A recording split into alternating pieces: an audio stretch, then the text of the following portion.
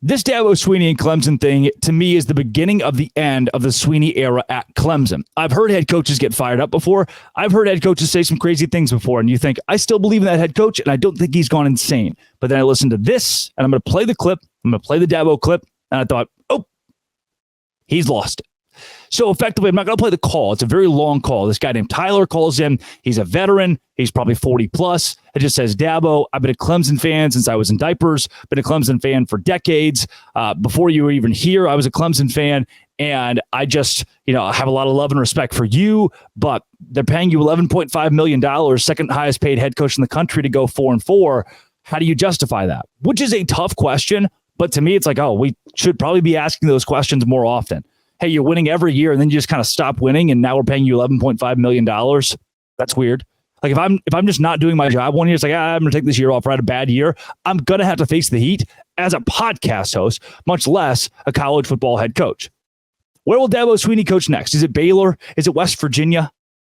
Because I just don't know how much longer Clemson's going to put up with this and how much longer he's going to put up with the pushback he's getting at Clemson, that a lot of it's kind of justified. I mean, it's a tough call. It's a tough conversation. But this guy calls in. He's pretty respectful. He tiptoes around a lot of it if you listen to the full video. And then Dabo just kind of pops off. The first part of Dabo's response is fine. I don't have a lot of issues with it. It's toward the end of what Dabo says that really gets me. Here's that clip. Who just love to destroy people with your comments, all right? I'm sure you've never made any bad decisions. I'm sure you've lived a perfect life. I'm sure you've led a bunch of people. I'm sure you do your job in front. So to answer your question, I started as the lowest paid coach in this freaking business, all right? And I'm where I am because I've worked my ass off every single day. And I ain't going to let some smart-ass kid get on this phone and create this stuff. So if you got a problem with that, I don't care. All right? I work for the board of trustees, the president, and the AD. And if they're tired of me leading this program, all they got to do is let me know. I'll go somewhere else where there is an appreciation. All right? It's not just winning. It's how you win. And we are this is a tough year. But we've had 12, 10-plus win seasons in a row. 12. We lost to Tennessee last year. They won 11 games for the first time in like 20 years. We've had 8, 11 win seasons in whatever, 11 years or whatever. We've won 2 national championships. Clemson went 35 years. All right, probably since before you were born, your whole freaking life. And we've won 2 in 7 years. And we earned it. And we beat the best of the best to do it. The best of the best. 12, 10-plus win seasons. So if you want to know why, that's why. Am I perfect? Nope. I'm far from it. I am a man of faith. Absolutely. All right? I'm 53 years old, and there ain't one thing in my life. I have been a part of failure many times, but there ain't one thing in my life that I've ever failed at, Tyler. Never. All right? Ever. I wanted to get an education. I got 2 degrees. I wanted to be the first college in my graduate my family. I did it. I wanted to go play football at Alabama. I earned a scholarship, lettered 3 years, worked my ass off, won a national championship. I wanted to get into coaching. I worked my way to being a head coach. And when I got this job, and I'm sure you didn't want me to get this job, all right, and 15 years later, I'm still here, and I'd say the results are what they are, and I stand on them. So you don't ever have to call back. I wanted to get married. I've been married for going on 30 years. I wanted to be a father. I've raised 3 great sons. If you don't like how I run the program, don't be a fan. I don't care. But I'm the head coach, and I'm going to do what I believe is right for the long term of this program, what's best for the players, and what I think is best for the moment. If you got a problem with that, that's fine. But I'm not going to sit here and let you call. I don't give a crap how much money I make. You ain't going to talk to me like I'm 12 years old. You'd be freaking kidding me. Amen. What a childish tirade. What a childish tirade.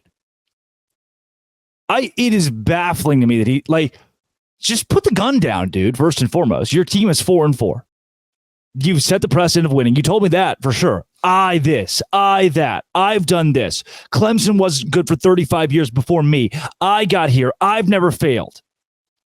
And again, the first part of his answer, I thought he was fairly normal early on, and then finished it off with, look what I've done. Look who I am. I never fail. He turns on the caller who he doesn't know, who the caller mentions kind of in passing. He's a veteran. He's a massive Clemson supporter. He says, I'm a big supporter of you, Dabo. And Dabo says, bet you've never messed up in your life. Bet you never made a mistake in your life. Bet you never failed in your life. Like, brother, that's kind of you're doing a call-in show, and you don't think fans are going to criticize a 4-4 team when you're making $11.5 million?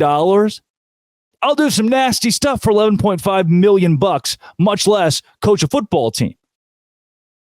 And then Tyler, what? What are we in middle school? I got married. I have kids. I win football games. Compares himself to Tennessee. We're better than Tennessee. They just did something they haven't done in years. What adult? If you're that guy, somebody goes, hey, man, because somebody came to me and said, hey, I felt like your podcasts last week just weren't as on point as usual. Felt like you were in a slump. Oh, yeah? Well, have you ever made a mistake? I bet you've never messed up. I bet you've never had to lead people. I bet you've always been perfect. No, it wouldn't be my response. I'd say, hey, thanks for the feedback. I agree. I disagree. Here's where I can get better. Let's just be an adult. I don't take feedback, especially when Clemson is bad. I'm not going to do a feedback thing of, yeah, you suck, Tyler. Get a grip, man. Where will Dabo Swinney coach next in the Big 12? The Baylor Bears? The West Virginia Mountaineers? That's my weak attempt to spin national news on a Locked On Big 12, because I'm passionate about this. It's insane to me that this man is talking to another grown man like this. After the guy on the phone call really tried to tiptoe around stuff and be as nice as possible, asking a fairly valid question. Hey, you're getting paid a lot of money to suck at your job this year. Well, this veteran probably doesn't make anything close to $11.5 million. You never call in again. Grow up. That's insane. And the caller mentions how he's like, hey, since 2018, just feel like you haven't preached as much about, not having an ego. Feel like some of your press conferences have been a little more airy or arrogant. Now, that's something that for the caller to say is very pungent. That's a pointed thing to say. And Dabo's response proved it. Proved that comment from the caller wasn't too far. It was spot on. I've never failed. God bless. Maybe he's at Baylor next year. We'll have to cover those press conferences. Thanks for making Locked On Big 12 your first listen every single day. Again, I hope you had a happy Halloween. This has been and always will be Locked On. Thanks for making it your first listen every single day. Dose grande.